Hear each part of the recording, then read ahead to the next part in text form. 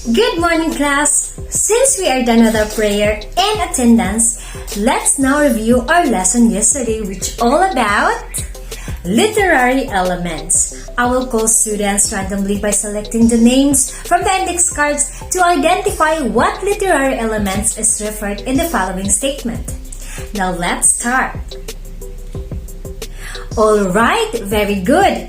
The answers are setting, mode, theme, conflict, and point of view. Now let's move on to our motivational activity called Think, Pair, and Share. Presenting here are the two poems of Edgar Allan Poe entitled To My Mother and Alone. Alright, in a 1/2 sheet of paper, write your answer to the question. First, think. What is the poem To My Mother's all about? What is All Alone all about? What central idea is conveyed in the poem To My Mother? What is the big idea expressed in Alone? Are these central ideas explicitly or implicitly delivered in these poems? How? Second, pair. With your pair, you are going to discuss the answers you have written. And third, share. You are going to read and share your answers to the class. Alright, thank you so much for sharing your answers. And now for the process question. Do these poems share a common central idea? Identify them. Do these poems vary in their central ideas? How do they differ? What literary elements do you think conveys the central ideas of a literary work? Very good! It is the theme. Now our lesson for today is about theme. Now here is the objectives of our lesson for today. First, identify the themes in a given literary text through text analysis. Second, demonstrate the ability to draw similarities and differences of the presented poems in relation to the theme through a collaborative activity. And third, create a Venn diagram showing similarities and differences of the feature stories in relation to the theme. Let's begin. What is the theme? The theme is the main idea or underlying meaning of a literary work which may be stated directly or indirectly. Themes can be found in literature, art, and movies. And themes are usually big ideas.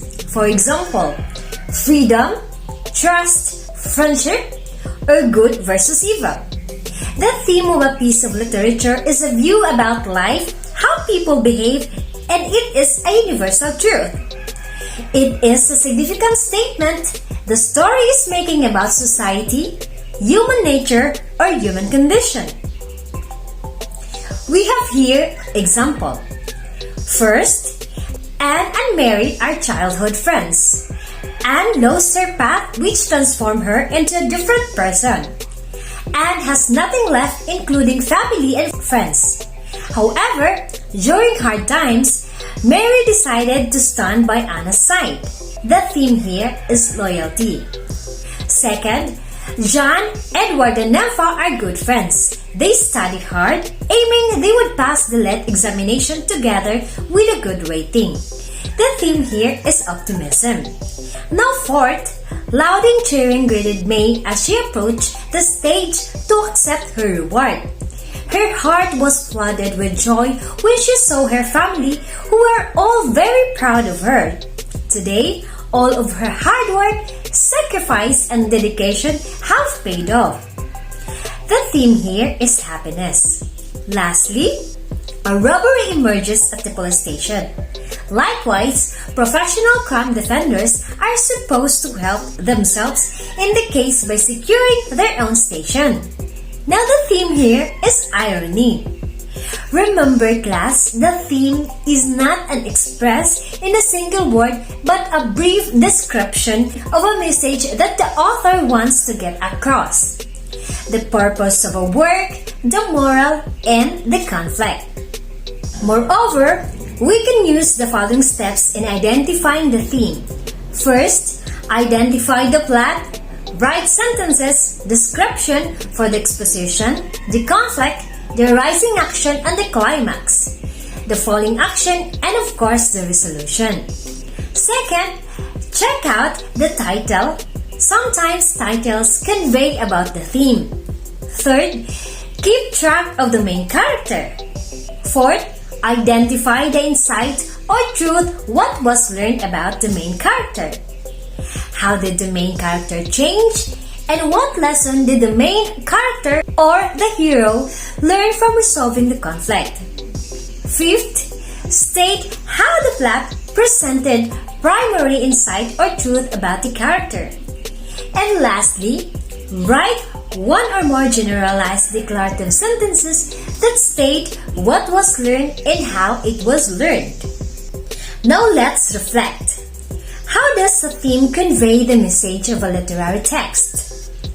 Why it is important to identify and understand the theme in literature. Now, very good, Lara and Romer. Now let's apply your knowledge you have acquired in an activity called the concept map. In this activity, you will be divided into 6 groups, and each group will assign to read and analyze each 2 poems. You're going to identify the similarities and differences of these poems in relation to theme. You will write your answers in the provided concept map sheet. And after you will choose one representative, you are going to present and explain your output in the front of the class. Now here is the assignment of the topics for Group A. Frost at Midnight and Rhyme of the Ancient Mariner by Samuel Taylor Coleridge. For Group B, The Moon Was But a Chain of Gold by Emily Dickinson and The Moon by Robert Louis. For the Group C is The Road Not Taken by Robert Frost and Any Road by George Harrison. For the Group D, The Raven by Edgar Allan Poe, and for the Group E will be assigned to the sonnet Being Cautioned Against Walking on a Headland by Charlotte Smith and Sonnet 18 by William Shakespeare. Your output will be graded using the following criteria. Thank you so much, presenter. Let's give them a hand of applause. Alright, let us now proceed to our assessment for this class called Compare and Contrast. Individually, you will read each 2 ancient Greek myth story called Prometheus and Sisyphus. Now, in a 1 whole sheet of paper, create a Venn diagram showing the similarities and differences in the 2 stories in relation to the theme.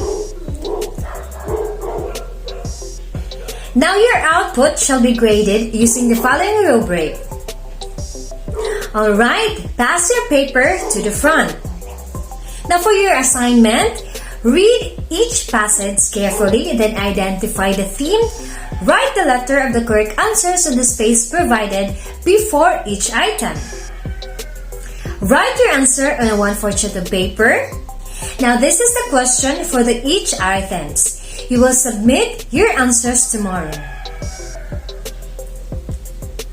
Alright, and that will be the end of our discussion for today. See you in our next class.